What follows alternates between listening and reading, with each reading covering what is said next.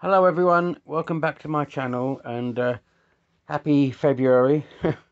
Well, as you can see, I have begun the great process of tidying up and sorting out, and while not exactly totally complete and totally tidy, I can at least, as you can see, get in and out of my loft without breaking my neck, which is quite nice.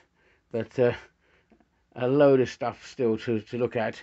I've decided it's going to take me a lot more than a few weeks to do this, and I'm going to have to just do it as I go along. But I am thinning out, believe it or not. I know you don't believe it, but I've actually taken out about 7 sacks full of rubbish, uh, which I didn't really need any longer. It really was literally rubbish. So this is an attempt to thin out what I've got, and which leads me on to, I have been able to do a little bit more work on my model, and here it is. I've been working on a stand for it, and I have just continued to work along the back here, adding more details to the engines and the engine section and along the front. But I'm getting to the stage now where I want to pause work on this, because I don't want to get too jaded on it. And you might notice in the background another thing that I've started to look at, and I'll show it to you in more detail, because I think that well, as I've said before on previous posts, if you start to feel jaded on one particular model, don't continue it, because you will then end up just ruining it. Put it aside, give it a rest, and come back to it at some point in the future, which is what I'm going to do with this one. I've developed it as far as I can want it to go now, but I want to give it a rest, and I'll show you the other thing that started to inspire me.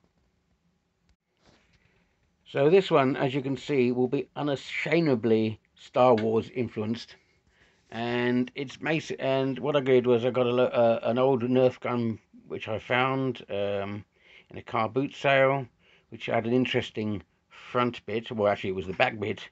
It's the Nerf deploy, and basically I found two of them, and this is the back of the Nerf deploy, and then it goes into the bit that deploys, and there's the other deploy where I use, which is the other bit that deployed, and then you've got a Nerf, a Nerf. You've got a Star Wars B-wing engine, and this is another cockpit from the Star Wars Outrigger, and I've sort of married it all together, and it's going to be the basis for a Star Wars inspired small freighter. This is what it looks like from the back at the moment, and I'm going to include a Star Wars TIE Fighter, the what do you call it? Wing, yeah. So the wing's going to go along here, and then I'm going to put some guns on the other side to balance it out. Oh, I'll show the big army gun that I've got. Hang on a second. Let me just get it. So there's the gun that will go on the top there, and as I say, I've got whoops, something just fell off there. Not a problem. And I'm going to put that on the side there to balance it out like that.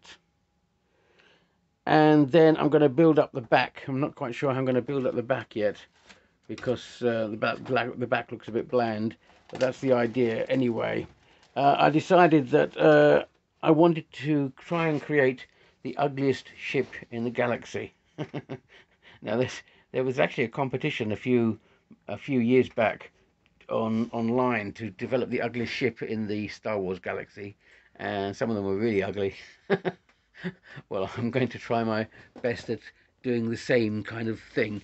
The Star Wars universe has actually developed over time, and for instance, the new Endor television series on Disney is like light years away from the original Star Wars film, The New Hope.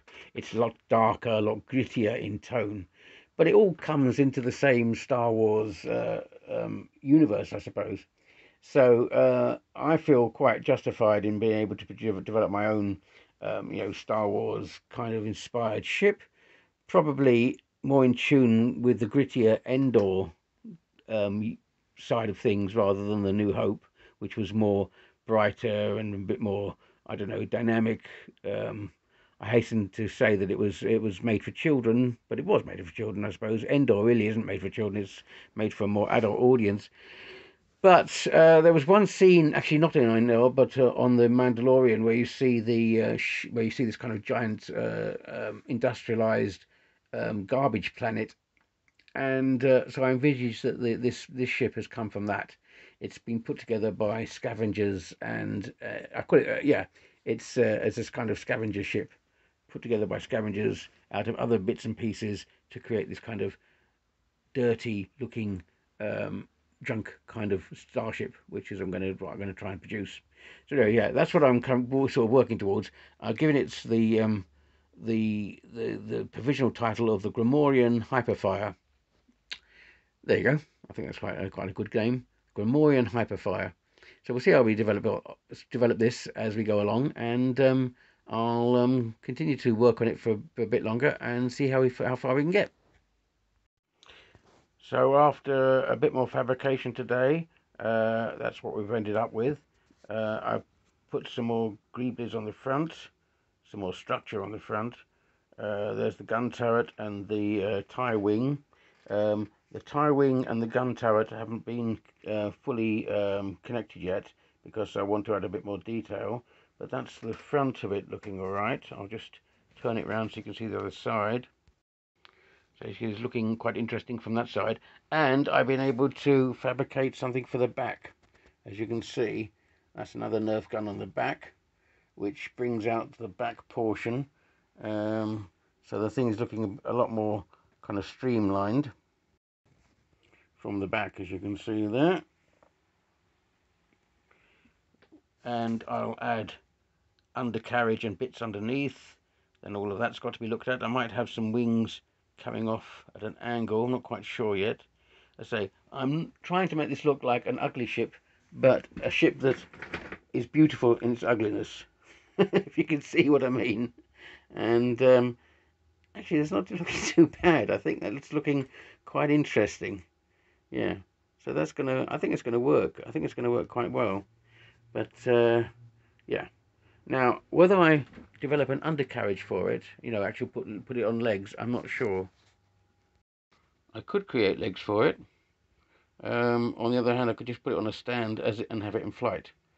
So again, I'm not quite sure. I know where the undercarriage could possibly go, but let's develop the actual ship first of all before I start worrying about the undercarriages. But yeah, that's not looking half as bad as I thought it was going to look. Even though everything's asymmetrical and all the shapes are lopsided, it works as a whole. I think it works as a whole. I'm going to put something along here, coming out here, which will balance the shape here, thrusting forward. It won't be the same as that, but it'll balance it in some way. It could be a wing, or it could be a probe or something like that coming out there, which will balance that area as well. Okay, let's continue. So to round off the day, I have fabricated the back end, put a lot more detail onto the back end, as you can see, and so the thing is now beginning to really take shape. As we move around, see what it looks like there. So yeah, we're getting there, like that. So even though as I say, the profile is one of being the ugly ship, it's beginning to really look interesting, and as I say, a beauty in the ugliness. So I will continue to work on on putting in the detailing, and then we'll apply a quick coat of primer, I think, just to see where we are. But yeah, I'm really quite. This is another one of those builds that sort of come together quite quickly because I've been able to find the parts that I wanted fairly quickly and fairly rapidly. I think that the nose is slightly off, but it's all now glued up, so I'm not really much more I can do about that, really. I think I'll probably be able to cover it up and adjust when I put some stuff along the top, which will adjust for the nose being slightly tilted, I think, off. But other than that, I'm not quite sure why it did tilt off. Possibly because this bit here, the deploy section, I didn't twist it firmly enough in one direction. Anyway, I think it's looking all right, so I'm not too bothered. All right, so that's the end of this today, and I'm happy with how we've proceeded. I think I will think about an undercarriage for it, because it possibly could use an undercarriage. So we'll have a look at that. But yeah, I'm yeah, I think it's coming along. All right, let's continue on to day 2. So moving on, as you can see, I have begun more fabrication on the front, on the front bit. Front bit. I don't know what you'd call it. It's the front bit. There you go. I'm going to put. This is going to become some kind of probe housing for probes and other bits and pieces. I'm also working my way down. This is just putting things on in a kind of gross way. I haven't connected anything up yet, but this is just to give me some forms and some ideas underneath. And moving backwards, I have created that from the old Slave 1 toy, and I've cut it up and stuck it on the back. So the whole ship has a more the feeling of a kind of insect now, which is interesting to look at. So yeah, it's moving on. It's moving on. I'm in a bit of a dilemma with regards to the undercarriage, because there really is nowhere to put the undercarriage properly. I'll show you what I mean. So if we look at the undercarriage here, there's no obvious places to put landing legs unless they were asymmetrical to the overall shape. Because if I get a landing leg here, so I can put one here on that side, attached with perhaps magnets. And then if I put it over there to that side, I put another one over there to that side, the distance between here and the main body and here and the main body, as you can see, are is different. So if I was going to go for it, and also I've got nowhere really to put landing legs on this bit unless I chop one down so it sticks here. So the whole thing would look kind of lopsided. So I think I might cheat and have this in flight and forget about the idea of having landing legs and kind of, cheat that idea a bit. I might just have it on stands and have it in flight. Although, having said that, of course, if this is going to be the ugliest ship in the galaxy, it probably wouldn't matter too much where the landing legs were, because this was kind of constructed in a haphazard way in any case. So the landing legs could be anywhere that they wanted to put them on. So I'll continue thinking about that and come up with some sort of idea nearer the time. I'd like it to have landing legs, so it doesn't have to have a stand on it. It would make it more realistic looking. Anyway, so that's where we are at the moment. This is obviously going to be quite a big build, because I've got to put lots of detailing, paneling, and also wires and pipes works and everything else. Rather like the Millennium Falcon had lots of pipe work and wiring around the sides, this is going to require the same amount of detailing. So this is going to be quite a bit of a challenge, really. Also, I want to get rid of the plainness of that particular air intake and do lots of little bits with that. So that's going to require an awful lot of detailing on that side. And then I've got this side still to think about. And as regarding this side, this is another broken Star Wars toy which I have cannibalized, and it could, it could fit here along this side, and then they would stretch out a bit. So they could go along there, or I could cut down this bit here and just stick it on here so that it looks rather like that, coming out like that, or perhaps even like that. It just balances it up a bit. I don't want it to look too asymmetrical. But then you are. These are some ideas and some plans that I'm coming up with. But we continue onwards. The thing is looking really interesting. It's got a quite a dashing, streamlined shape, which I'm happy with. All right, let's continue and see how far we can continue with this. Okay, so it's Sunday evening, and I've added a lot more fabrication to the ship, as you can see. And I think I've got to the end of my weekend now, so I couldn't really get much further. But yes, the thing is looking a lot more well, it's not looking so ugly now. I think it's looking a little bit more streamlined, to be perfectly honest.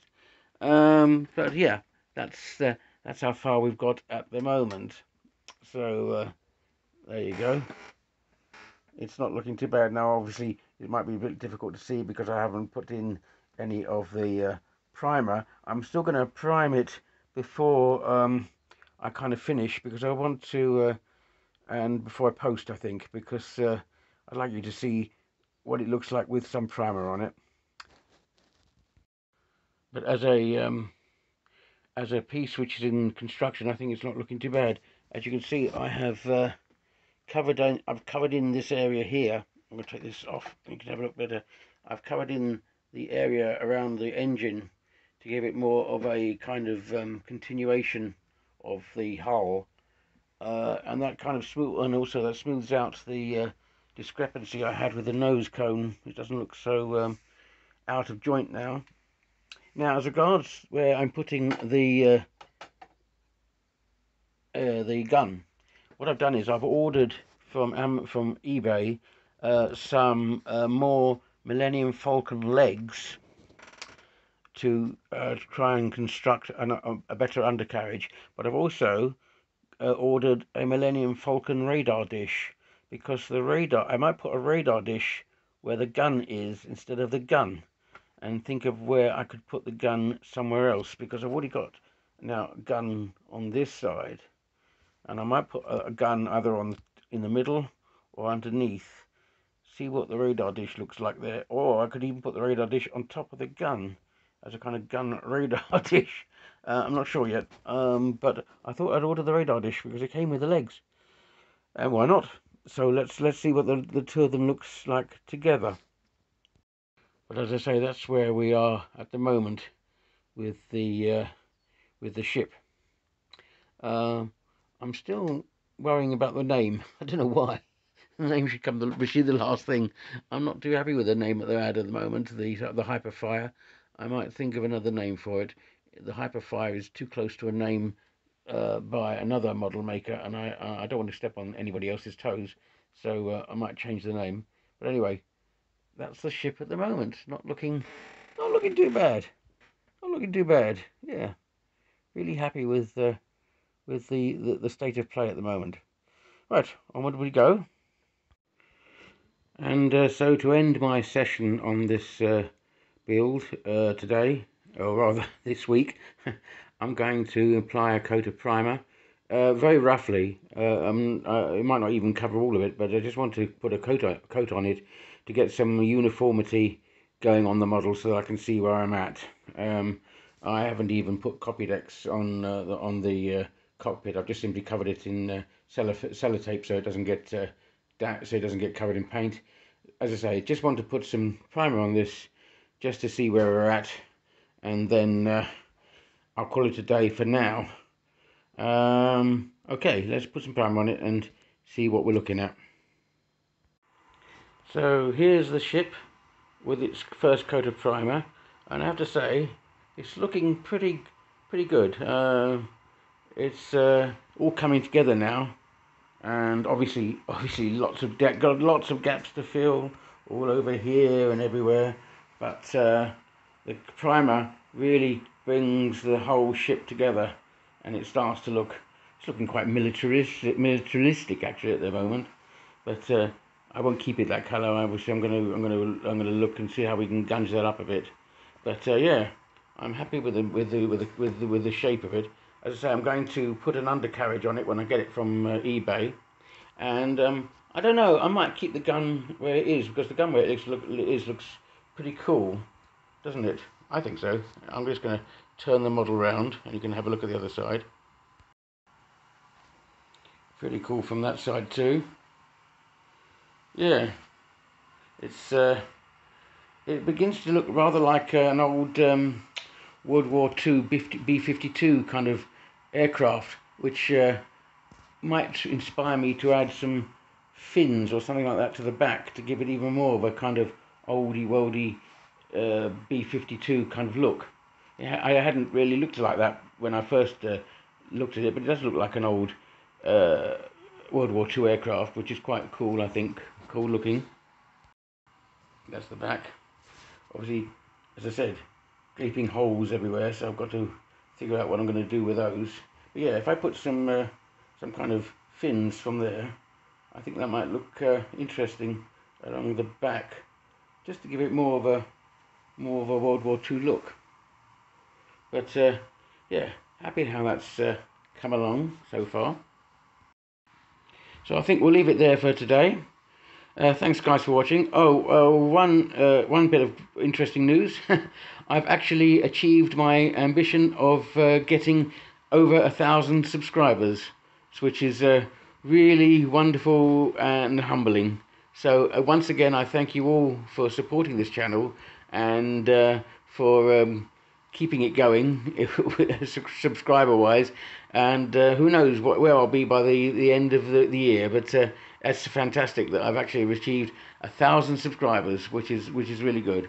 So thanks all guys for watching, and I'll see you on the next one. Bye for now. Bye now.